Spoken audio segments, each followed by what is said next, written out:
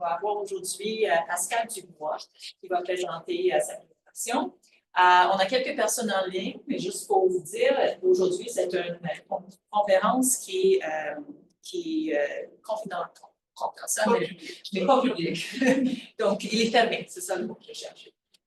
Donc, en ligne, on a juste les personnes de l'Assemblée qui vont se rejoindre à nous, puis quelques étudiants et aussi des membres de l'Assemblée ici dans la salle. Donc, quelques mots sur Dr. Dubois. Donc, elle a terminé son postdoc en 2023. Elle est orthophoniste, elle était orthophoniste entre 2009 et 2023. Et elle est en ce moment un employé du gouvernement. Elle travaille pour l'emploi, développement social. Alors, merci beaucoup et je vous donne la parole. Merci beaucoup. Alors, merci à tous et à toutes d'être ici. Ça me fait vraiment, vraiment plaisir. Merci d'avoir aussi adapté le format de la présentation à mon contexte d'emploi actuel et politique, en fait. Donc, je l'apprécie beaucoup. Là, je sais qu'on a moins de temps que prévu, fait que je ne pourrais pas vous faire ma présentation telle que je l'avais imaginée, mais je vais essayer de condenser ça le plus possible pour terminer vers midi 15, puis laisser du temps pour les questions. Donc, en fait, aujourd'hui, je vais venir vous parler de quelque chose qui m'a animée tout le long de ma pratique professionnelle et qui m'a animée aussi dans mon parcours en recherche, soit le soutien au développement optimal des élèves qui ont des difficultés ou des troubles d'apprentissage en s'appuyant sur la part de l'orthophonie scolaire. OK. Donc, pour débuter, je trouvais ça important de vous présenter rapidement ma carrière professionnelle parce que c'est vraiment dans cette carrière-là, dans mes expériences, que mon parcours en recherche est venu s'ancrer. Donc, quand j'ai terminé en 2009, j'ai eu l'opportunité d'aller travailler à l'école Vanguard, qui est une école spécialisée en troubles d'apprentissage. Et le poste qui s'est fait, c'était auprès d'adolescents. Quand j'ai terminé en 2029, on avait en 2029. J'essaie d'aller plus vite, donc ça veut dire qu'on a arrivé en même temps. Qu'est-ce qu'il faut que je coupe, là?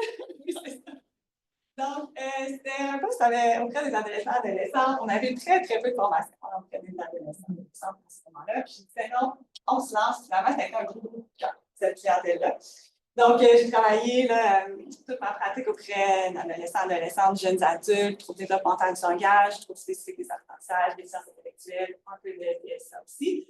Et donc, dans le milieu scolaire, les centres de services scolaires et en milieu privé aussi. Et c'est une pratique qui est diversifiée. J'ai des opportunités qu'on n'a pas souvent dans une carrière, comme de travailler dans le parcours de formation axé sur l'emploi. Donc, de travailler avec des jeunes en transition vers la vie adulte de 16 à 21 ans qui ont des difficultés importantes. Puis, ça a été vraiment une période où les élèves avaient beaucoup, beaucoup de questionnements. Qu'est-ce qui va arriver plus tard? Est-ce que je vais pas travailler? Puis, c'est ce qui, vous allez voir, a animé après ça mon désir de continuer au doctorat. Et donc, le constat que j'avais, qui ne vous surprendra pas, je n'étais pas la seule à le faire, c'est qu'il y a vraiment des besoins pluriels et croissants pour les élèves HDA. Et quand on va vers le secondaire, encore plus. Là, je vais passer très vite les statistiques pour gagner un peu de temps, mais il y en a de plus en plus pour les élèves HDA. Il y en a aussi le niveau d'enseignement, l'ordre d'enseignement où il y en a le plus, c'est au secondaire. Ils sont aussi moins souvent en classe ordinaire au secondaire. Et il y a des enjeux sur le plan de la diplomation, de la qualification, du taux d'emploi sur le marché du travail.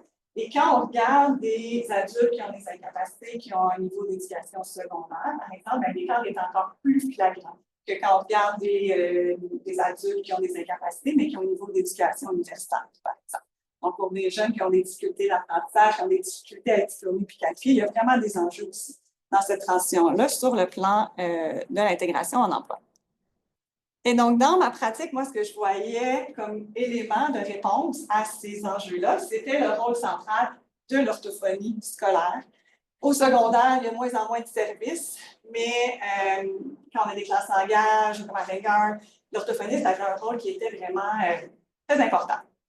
Et notamment pour prévenir, réduire les impacts des difficultés langagières, communicationnelles et d'apprentissage. Mais la visée, en fait, c'est de favoriser la réussite éducative des élèves. Et je le mets la réussite éducative parce que oui, il y a instruire, donc réussir les français et les mathématiques. Mais il y a la socialisation, puis il y a la qualification aussi. En fait, dans mon doctorat, je voulais vraiment voir comment on peut favoriser, une fois qu'on termine ce parcours-là au scolaire, comment on peut favoriser l'insertion en emploi.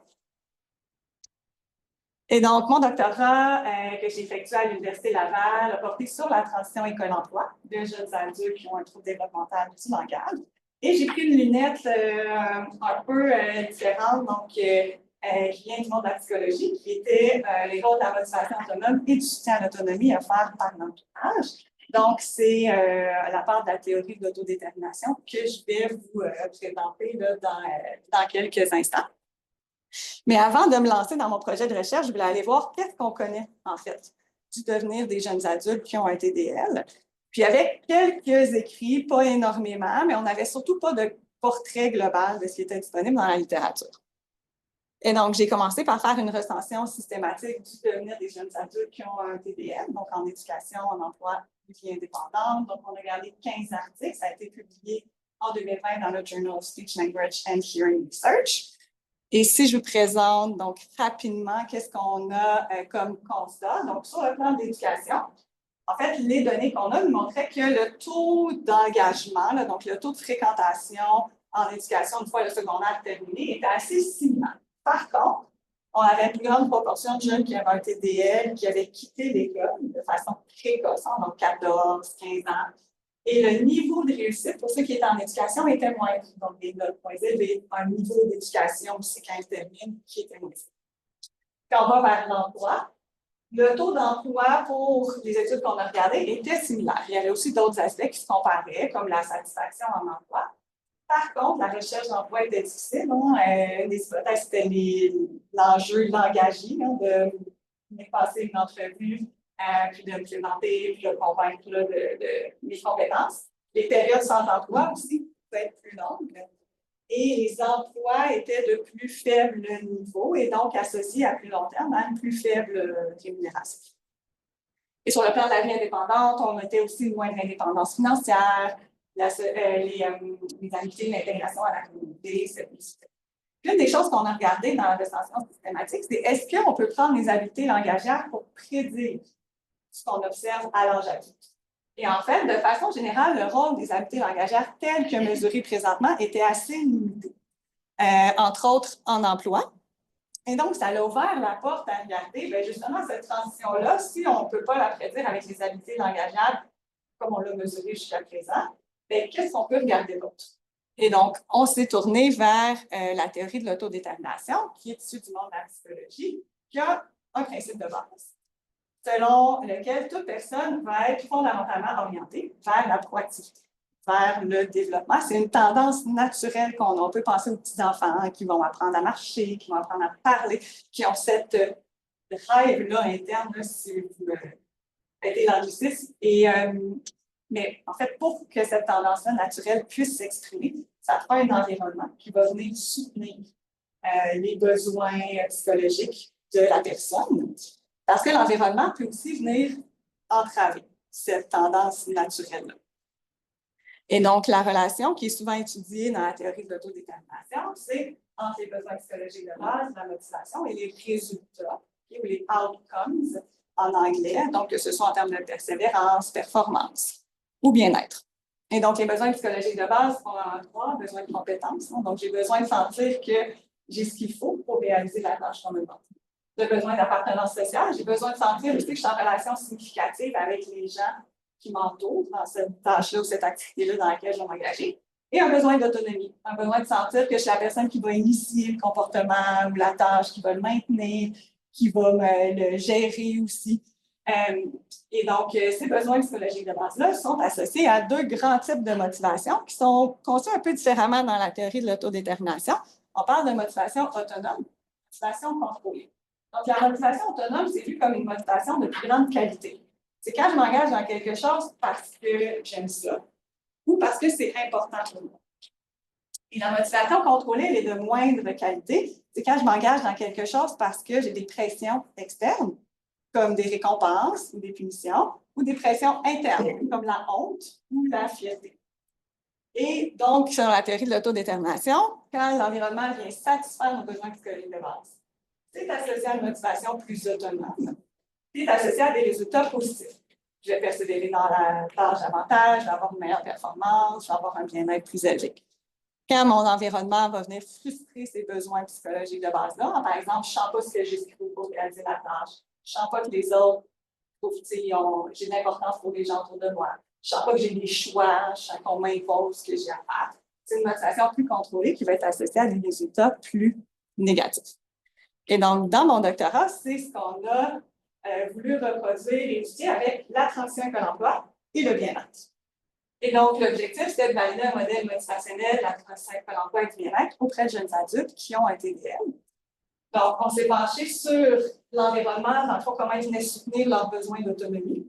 Donc, est-ce que les jeunes trouvaient que leur mère, leur père, leurs enseignants, leurs amis leur offraient des choix, considéraient leurs perspectives, ils leur expliquaient les tâches quand c'était des tâches qui les intéressaient moins, comment c'était associé à leur motivation par la recherche d'emploi, et est-ce que le type de motivation venait prédire leur transition, c'est-à-dire est-ce qu'ils sont en emploi et leur niveau de bien-être, puis on contrôlait pour l'âge, l'éducation et le sexe.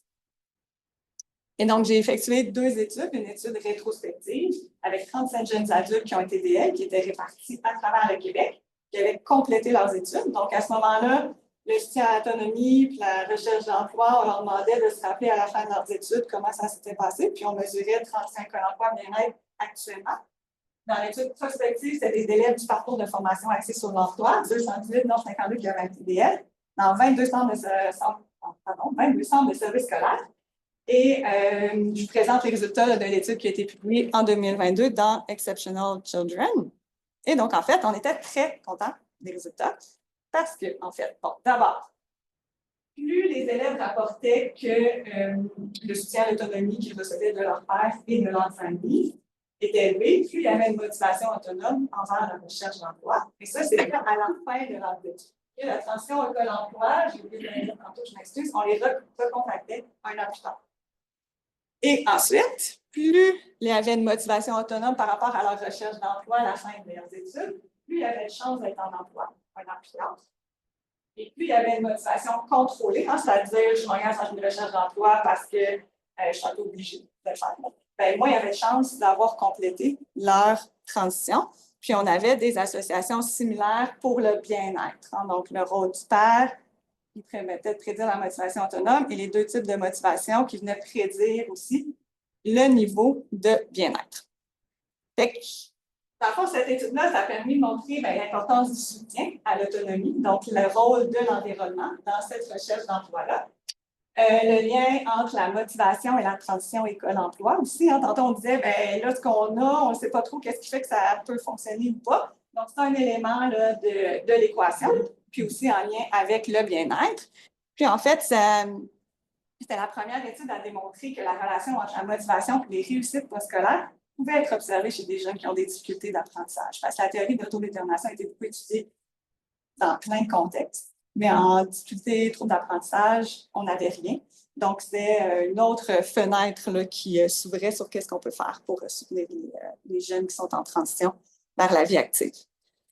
Je vois le temps qui file. Alors, ça, c'était pas dans mon doctorat, mais au postdoctorat, on a du temps, on fouille des données. Là, je me suis dit, là, c'était le fun parce que j'avais un gros échantillon, 218 élèves du BFAE, mais j'avais rien spécifique pour le TDL. Fait que là, j'ai dit, si je prends mes 52 élèves de mon étude prospective qui ont un TDL, les 37 de l'étude rétrospective, je regarde, est-ce qu'on est capable de trouver aussi, juste pour nos élèves qui ont un TDL, un lien entre la motivation et quelque chose. Je n'avais pas un assez gros échantillon pour faire le même type de modèle, mais on a des résultats intéressants qui ont été publiés aussi. Et donc, en fait, qu'est-ce qu'on a pu montrer, c'est que pour les jeunes qui ont un TDL, le type de motivation qu'ils ont est associé pour la motivation autonome au type de comportement de recherche d'emploi qu'ils vont mettre en place.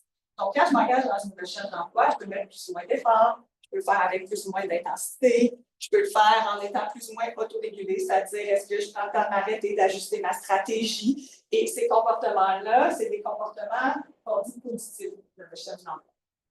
Et donc, pour nos jeunes qui ont un TDL, quand ils ont une motivation autonome, ils vont adopter davantage de comportements positifs de recherche d'emploi.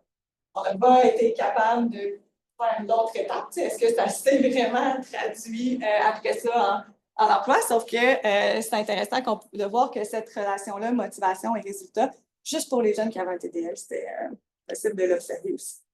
Donc, le lien entre la motivation et la recherche d'emploi, donc la pertinence là, de cette théorie-là dans la transition vers l'emploi adolescents et jeunes adultes qui ont un TDL, qui rencontrent des difficultés d'apprentissage. Et donc, au postdoctorat, j'ai continué à approfondir la théorie de l'autodétermination, mais avec des étudiantes universitaires en situation de handicap. Et en fait, c'est encore une étude longitudinale sur une session où, en fait, on s'intéressait à la poursuite d'objectifs académiques. Donc, qu'est-ce qui s'était fixé comme objectif académique en début de session? Puis, après ça, comme à la fin, on allait mesurer la progression des objectifs pour voir est-ce qu'il y avait bien ou plus ou moins bien de progression des objectifs. Au début de la session, on s'intéressait au style d'autonomie des étudiants et étudiantes. Le style d'autonomie, c'est qu'on cherche tout à satisfaire nos besoins d'autonomie. On peut le faire de différentes façons. Il y en a qui vont venir le satisfaire de façon ascendante, c'est-à-dire je vais m'appuyer sur mon réseau, sur les relations que j'ai, je vais aller chercher leur perspective pour m'accompagner dans la tâche que j'ai à faire, puis être capable d'atteindre mes objectifs. Je peux le faire aussi de façon plus affirmée, c'est-à-dire, je le fais de façon indépendante, proactive, je vais m'organiser tout seul quand je vais avoir un objectif. C'est moi qui vais, quand je vais avoir un obstacle, pardon, c'est moi qui vais le régler, puis je n'ai pas besoin des autres. Fait qu'on voulait voir est-ce que ce style d'autonomie-là était associé à la satisfaction des besoins psychologiques de base et aux situations de crise rencontrées dans la poursuite d'objectifs en milieu de session. Puis, est-ce que ces variables étaient associées à l'effet positif puis à la progression des objectifs? Et c'est une étude super intéressante parce que c'est en collaboration avec le Student Accessibility and Achievement Office, qui est le bureau de soutien des étudiants et étudiantes universitaires en situation de handicap. Puis pour eux, la poursuite d'objectifs, c'était vraiment un enjeu. Fait qu'ils essayaient de comprendre qu'est-ce qui joue dans la poursuite d'objectifs, qu'est-ce qui fait qu'il y en a qui l'atteignent, qui ne l'atteignent pas. Fait qu'on voulait apporter une lunette là, avec la théorie d'autodétermination. Donc, on a suivi ces 243 étudiants et étudiantes-là et ça a été publié en 2024. Et donc, encore une fois, des résultats très intéressants. Donc, le type d'autonomie qui rapportait au début de la session était associé aux variables en milieu de session. C'est-à-dire que plus l'étudiant et l'étudiante cherchaient à satisfaire son besoin d'autonomie en s'appuyant sur son réseau, plus leurs besoins psychologiques de base étaient satisfaits. Donc, plus ils se sentaient autonomes, plus ils se sentaient compétents, plus ils se sentaient en relation avec les autres, et moins il y avait à gérer de situations de crise dans la poursuite de leurs objectifs. Plus ils cherchaient à satisfaire leurs besoins d'autonomie avec un style affirmé, de façon plus indépendante, plus ils rencontraient de situations de crise dans le milieu de session. Et quand on fait le pont ensuite, plus les besoins psychologiques de base étaient satisfaits au milieu de la session, plus grand était l'affect positif, donc les émotions positives en fin de session. Et plus il y avait de situations de crise qui étaient rencontrées, moins grande était la progression dans les objectifs. Et on avait aussi des effets indirects intéressants. Donc, en fait, pour les étudiants qui rapportaient une autonomie plus assistée, il y avait un effet positif plus grand parce que leurs besoins psychologiques de base étaient plus satisfaits. Il y avait une plus grande progression des objectifs parce qu'ils avaient rencontré moins d'obstacles en cours de session. Et donc, ça venait appuyer donc, la pertinence de la théorie de l'autodétermination, l'importance de chercher à atteindre nos objectifs académiques de façon collaborative et non individualiste. Puis ça, c'est un message qui était très parlant pour le bureau qui accompagne les étudiants et étudiantes et l'importance de développer des environnements qui viennent soutenir les besoins psychologiques de base là, en milieu universitaire. Les étudiants et étudiantes étaient impliqués dans le développement du projet, le questionnaire, ça se fait qu'il est accessible, fait que c'était vraiment un super projet.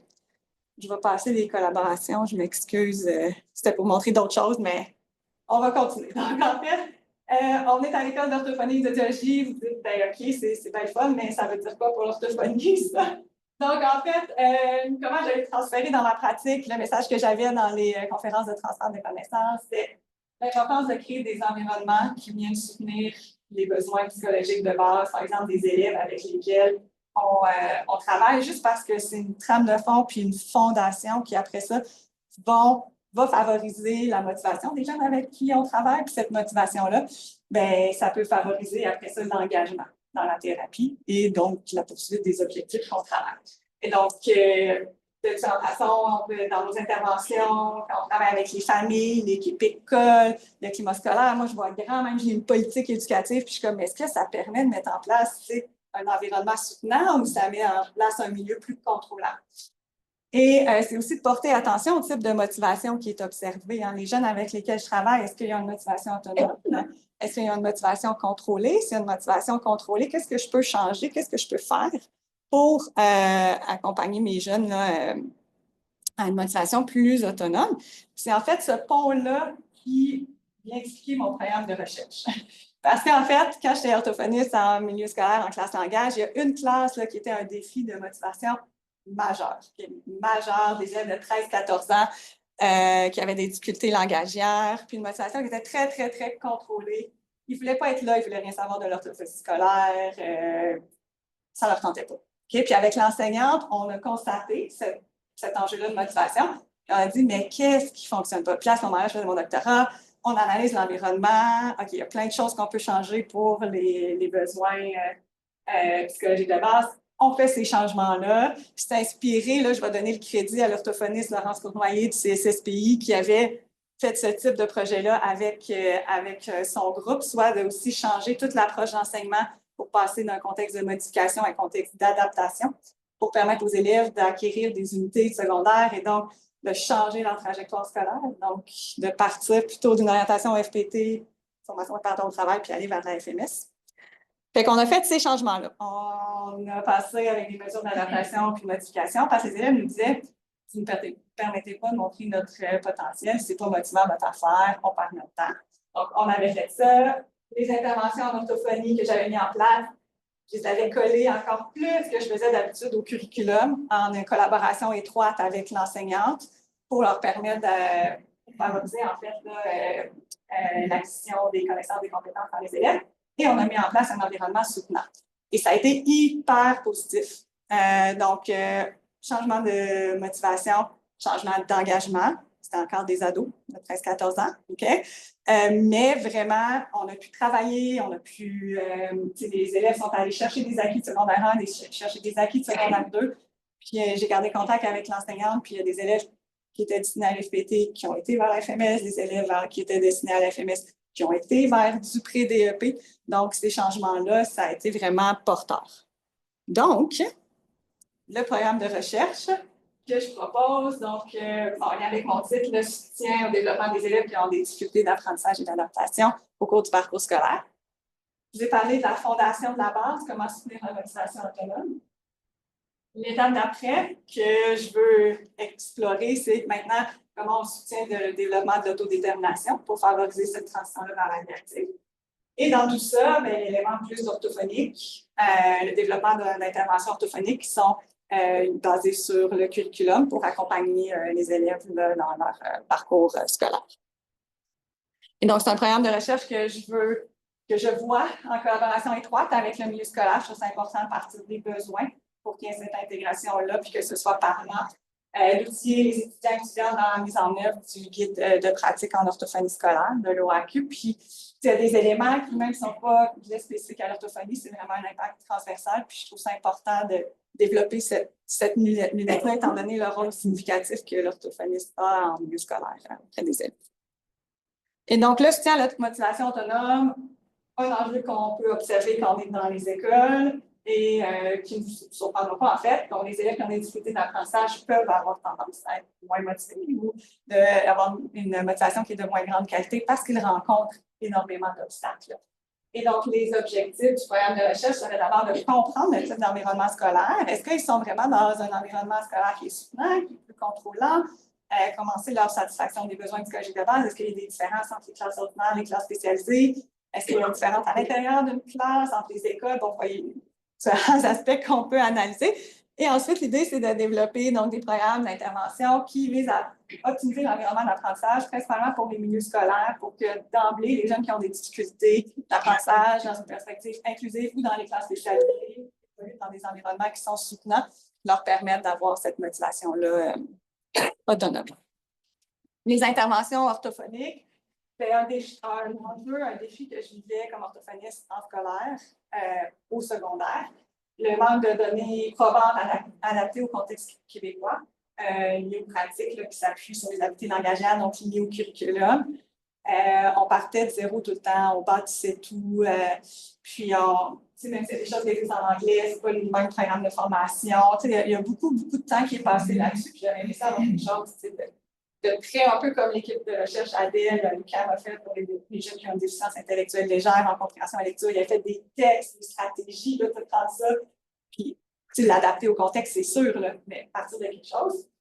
Donc, l'idée, c'est de développer des interventions orthophoniques en classe parce que c'est la modalité la plus fréquente en milieu scolaire. Je pense que c'est important d'être à l'aise et outillé pour le faire.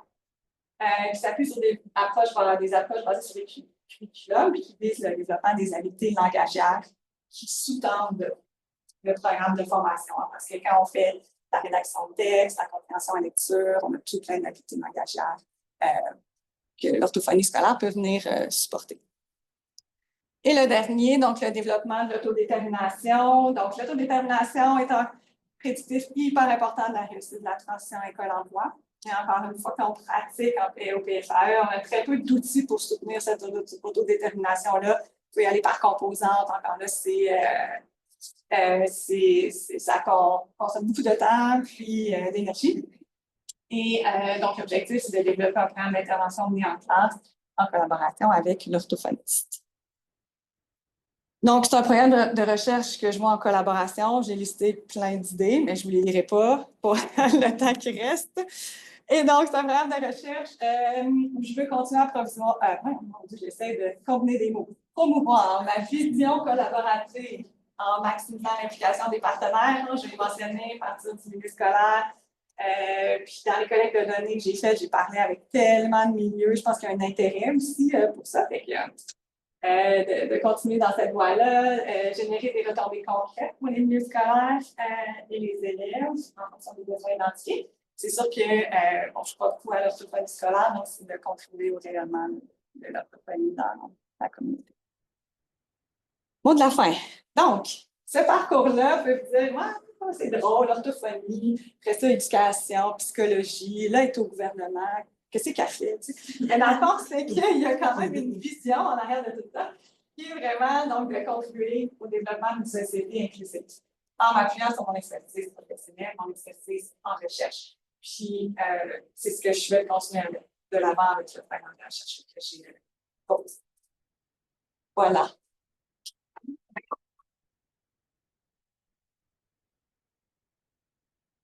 Il est 10.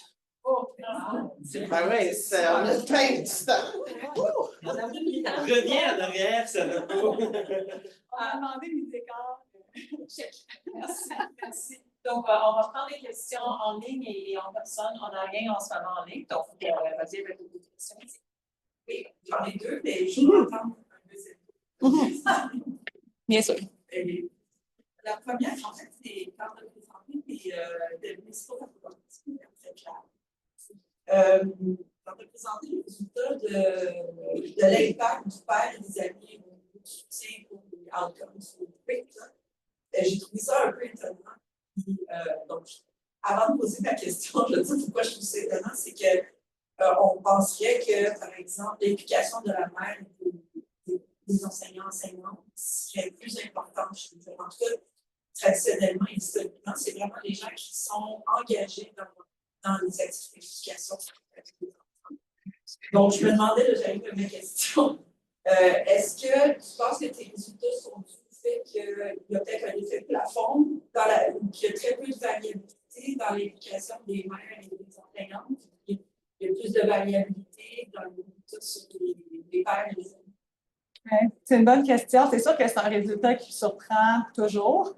Par contre, dans le contexte des études sur la recherche d'emploi, le père ressort plus fréquemment que dans d'autres domaines.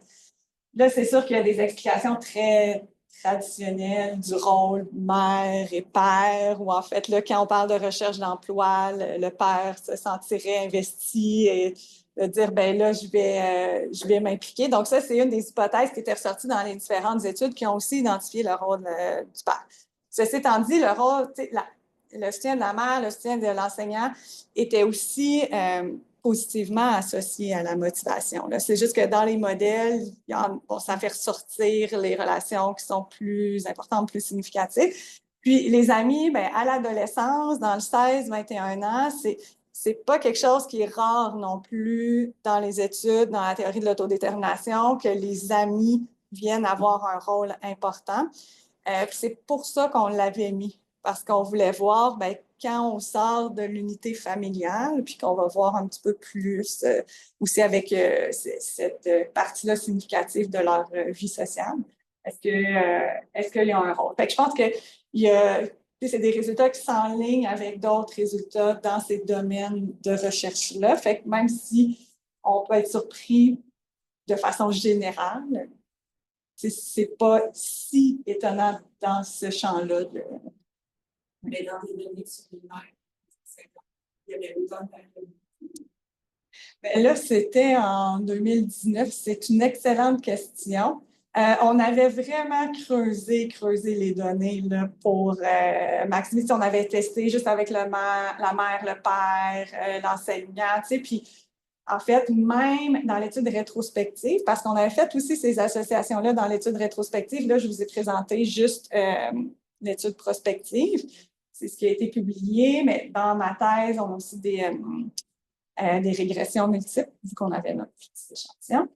Puis en fait, là, c'était les enseignants qui ressortaient dans l'étude rétrospective et le père encore. Fait que le rôle du père revenait.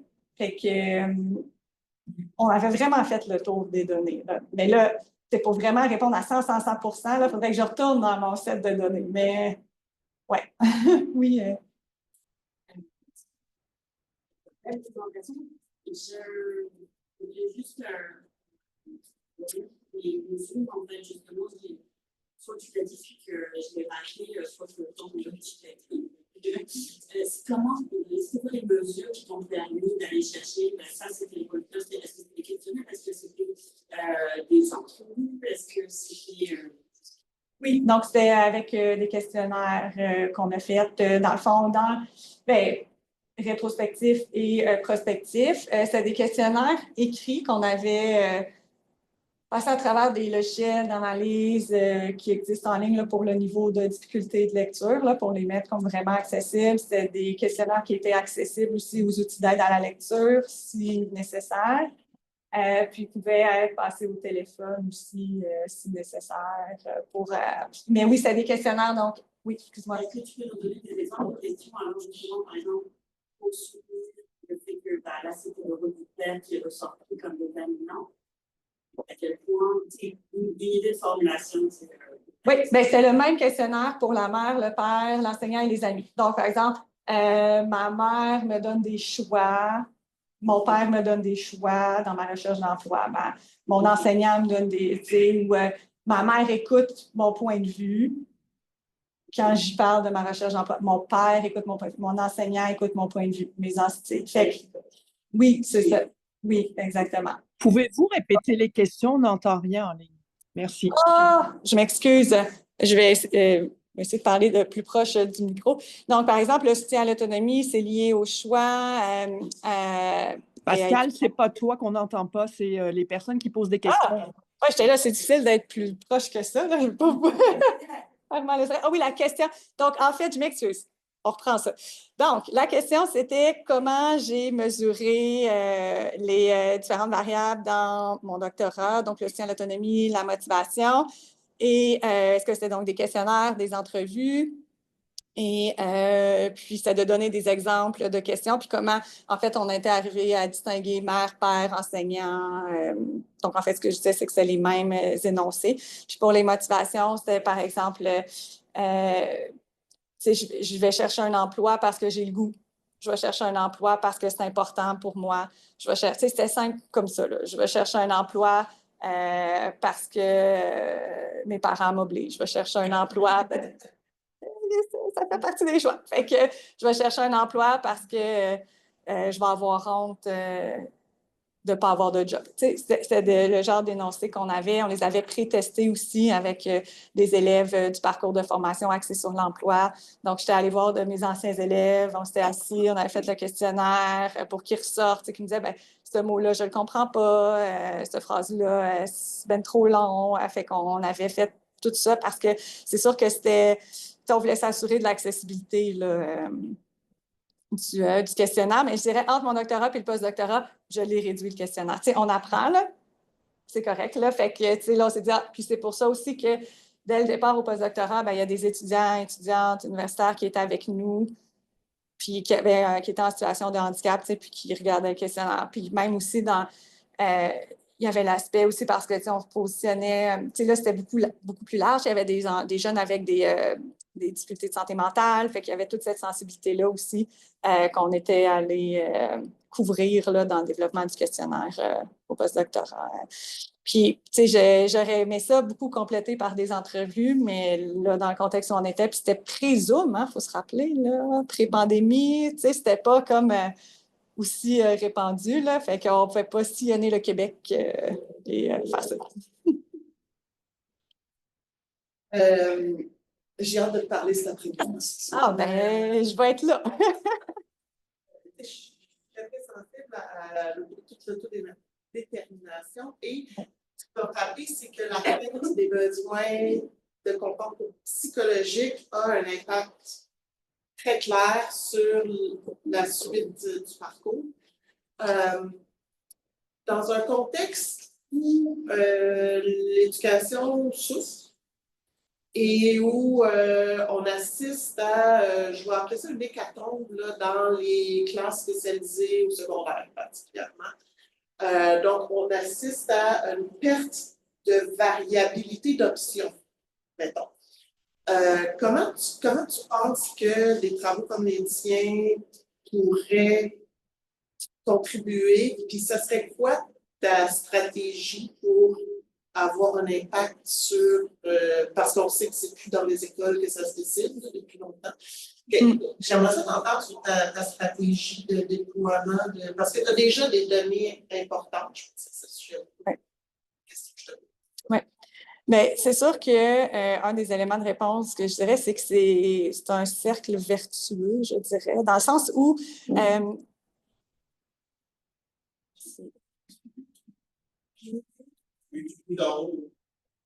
OK, parfait. C'est correct. Oui, c'est ça, j'entendais le feedback. Ah, OK. Donc, ben, c'est ça. Il y a un élément où, oui, c'est quelque chose de changer notre approche. Puis des fois, plus nous-mêmes, comme enseignants ou comme membres d'équipe école, on sent qu'on perd du contrôle, ben, on va vouloir contrôler ce qu'on peut. T'sais. Fait que, tu vois, avec les adolescents, puis même il y a des données intéressantes en orthophonie qui sont sorties, qu'avec les adolescents, les orthophonistes vont avoir tendance à être plus contrôlants qu'avec des enfants du primaire. Parce que c'est plus confrontant. Hein? Fait que, ben, tu me confrontes, tu me dis devant moi que ça ne te tente pas d'être là, ben, je vais venir contrôler, puis on va faire avancer les choses. Alors que c'est le contraire qu'il faut faire. Fait que, je pense que s'il y a un accompagnement dans le projet de recherche, ça, c'est quelque chose que j'aimerais mettre en place plus dans mon programme de recherche, plus des recherches-actions où on est dans les milieux, où les impacts peuvent être vus et vécus, où là, ça donne le goût de changer parce que ça peut être contre-intuitif des fois, ou ça peut être, mon Dieu, ma classe va devenir un bordel si je leur donne des choix, qu'est-ce qui va arriver? Mais en fait, c'est qu'on devient avec des jeunes plus engagés, plus motivés. Fait que je pense que cette collaboration-là, plus étroite encore avec le milieu scolaire que je mettrai en place, c'est ce que j'ai pu faire au doctorat, où là, c'était plus à grande échelle. Fait qu'il y a cet élément-là parce que quand on le vit, on le voit, puis ça devient comme plus facile à intégrer. Maintenant, c'est sûr, le niveau politique, c'est une autre couche. Fait que, à ce moment-là, est-ce que...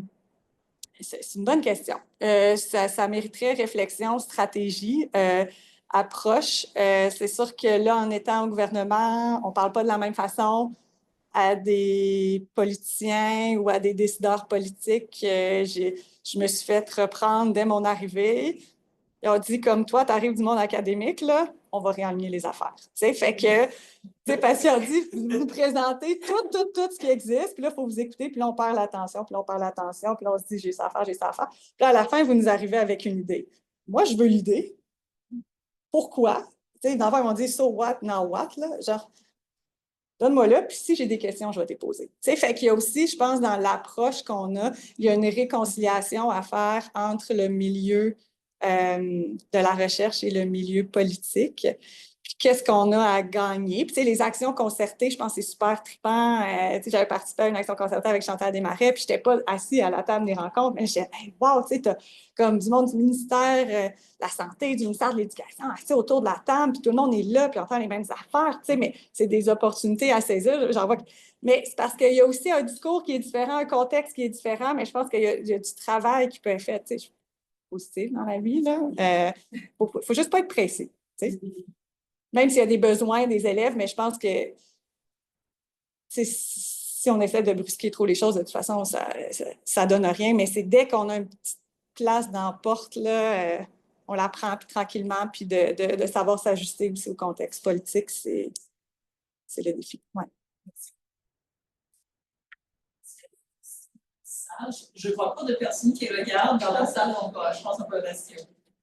Peut-être ça va un petit peu dans le même sens. Moi, j'aimerais t'entendre peut-être sur le rôle des pères ou des autres enfants dans justement le soutien et le changement qu'on fait. Tu vois, je pense que tu parles qu'il y a des jeunes qui ont été intégrés dans les projets, mais populaires, comment tu vois cette intégration des autres jeunes qui sont des modèles? Oui, bien, c'est pas quelque chose que. Ah oui, excusez. OK. Donc, comment je vois le rôle des autres jeunes dans le soutien, puis dans le fond, l'intégration des pairs là, dans ces interventions-là. Donc, c'est pas quelque chose que j'ai la chance d'explorer dans mon projet de recherche au-delà, de voir qu'il y avait un rôle. Fait que clairement, il y a quelque chose d'intéressant, je pense, à venir chercher. Par contre, je pense que c'est extrêmement porteur pour l'avoir vécu dans les interventions que j'ai fait en orthophonie, surtout avec des ados. Quand on implique d'autres jeunes dans les interventions ou dans parfois un passage vers le régulier, d'avoir des personnes en crèche qui peuvent accompagner. Donc, c'est sûr qu'il y a plein de choses à explorer. Je pense qu'ils peuvent avoir un rôle hyper significatif. Mais le comment resterait à développer. Mais clairement, moi, dans les interventions, quand j'étais en pragmatique, il y avait tout le temps d'autres élèves avec moi, puis ça venait vraiment enrichir le tout. Fait que je pense que c'est un souci qui est important d'avoir assurément tant en pratique qu'à explorer en recherche, mais là, on verra l'exploration, comment ça pourrait s'actualiser. Merci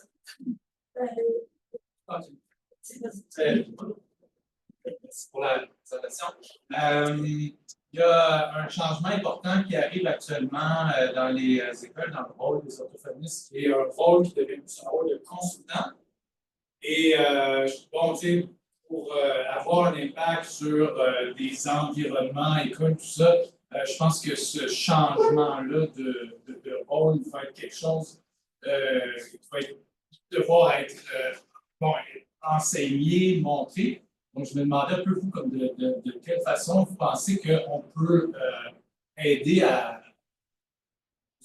les étudiants en orthophonie à s'approprier ce nouveau rôle-là? Mm-hmm. Oui, c'est une bonne question. Je pense qu'il y a... Oh, je m'excuse. Je pratique ma mémoire verbale. Là. Donc, il y a un... Je peux valider ma compréhension. Si j'ai bien compris, il va y avoir donc il y a un changement qui s'en vient dans la pratique orthophonique, qui est plus un rôle de consultant auprès des équipes écoles. Donc, comment on peut accompagner ce changement-là, puis accompagner les étudiants, les étudiantes pour les préparer à ce type de changement-là. Donc, il y a deux éléments de réponse qui me viennent en tête. Là, je pense que pour avoir fait de l'accompagnement, de la consultation dans les milieux scolaires, juste de comprendre, en fait, parce qu'on en a tous des besoins psychologiques de base, incluant les enseignants avec lesquels on travaille. Donc, quand on arrive comme orthophoniste, on a aussi cette possibilité-là de créer un environnement soutenant dans l'accompagnement que je fais. Donc, de comprendre ces notions-là peut favoriser la motivation de l'enseignant à appliquer des choses et les mettre en place. Donc, ça, c'est l'élément plus pour théorie de l'autodétermination. Je pense qu'après ça, il y a aussi un élément parce qu'ils sont super bien formés pour toutes les compétences langagières et tout, c'est clair. Mais c'est important de comprendre le milieu scolaire, les enjeux, parce qu'on veut que ce qu'on propose soit parlant pour les enseignants et les enseignantes et pas déconnecté de leur réalité. Donc, je pense que l'enseignement de ce que c'est le milieu scolaire, sachant qu'il y a de la variabilité, mais c'est quoi les enjeux, c'est quoi leur réalité, qu'est-ce qui est important d'avoir en tête quand on arrive, parce qu'on a, comme orthophoniste, les meilleures intentions du monde, c'est clair. Mais en bout de ligne, ce qu'on veut, c'est aider l'élève. Puis là, c'est comme l'enseignant devient comme le multiplicateur ou TES ou peu importe un nom professionnel, surveillant le dîner. Ça peut être comme vraiment différents rôles. Fait que, tantôt, je parlais d'adapter le langage au monde politique. Bien, il y a aussi une façon d'arriver dans le milieu scolaire. Puis, parce que des fois, il y a de l'ouverture, puis des fois, c'est une porte très fermée. C'est comme retourne dans ton bureau, puis moi, c'est ma classe. Fait que c'est important d'être outillé pour ce type de réponse-là, puis comment on s'ajuste, on accompagne. Fait que je pense qu'en ayant le souci d'aller dans la classe, de vivre, puis de lire là-dessus sur les enjeux, je pense qu'il y a un aspect formation aussi pour comprendre les difficultés du milieu scolaire. On est correct? Ben là, je me serais moins dépêchée. Oui, c'est ça. Tu es revenu à 2029. Oui, mais c'est une question de curiosité. Oui. Oui. Aujourd'hui, de parler du fait que les habiletés langagières n'étaient pas très prédictives, telles que mesurées. Donc, je fais ça. En fait, parce que. Je m'excuse. Mon Dieu, par chance d'être là. Je suis dedans, là, je suis partie. Fait que, donc, je disais que, la question, c'est dans la recension systématique, je disais que le rôle prédictif des habiletés langagières était limité tel que mesuré. Puis qu'est-ce que je veux dire par tel que mesuré? Parce que c'est une limite qu'on a ressortie dans la recension des écrits. On n'a pas énormément d'études. Puis ce qu'on a comme données langagières, c'est des tests formels très classiques. Donc, je mesure le vocabulaire, je mesure la compréhension, je mesure la structure. Je veux dire, c'est très la morphosyntaxe. On ne va pas dans le discours, on ne va pas, fait que c'est très, très de base. Puis là, on parle d'emploi, d'éducation postsecondaire avec énormément de complexité, de vie sociale, vie communautaire. Je ne dis pas que ce n'est pas important, ces habiletés-là, mais il y a comme un trou, là. Puis, si on avait inclus des mesures d'habileté pragmatique, si on avait été vers le discours, si on avait été, est-ce que là, on aurait eu un rôle plus prédictif des habiletés langagières? Puis, on voulait la mettre, cette limite-là, parce qu'on ne voulait pas que ce soit comme, anyway, c'est pas important les habiletés langagières. Non, c'est pas ça. C'est que dans les 15 études qu'on a, puis en fait, les quelques-unes qui ont mesuré le rôle prédictif des habiletés langagières parmi ces 15-là, là, c'est ça que ça nous dit. Ça ne veut pas dire qu'il n'y a pas de rôle. Puis, pour l'éducation, quand même, quand on rentrait le langage écrit, il y avait un rôle prédictif. Il y a des éléments, là, j'ai parlé de l'emploi, mais c'est parce que pour moi, l'emploi, c'est tellement complexe que ça va chercher comme habileté langagière que ce n'est pas surprenant qu'il n'y ait pas une grande association. Fait que je et on, là, tous les auteurs, c'était vraiment important de laisser cette porte-là ouverte, de dire, on n'est pas en train de dire que ça ne vaut plus la peine de le faire. Là. On est en train de dire que c'est important d'ouvrir nos horizons. Fait que c'était ça. Je pense qu'on va arrêter là. Merci beaucoup.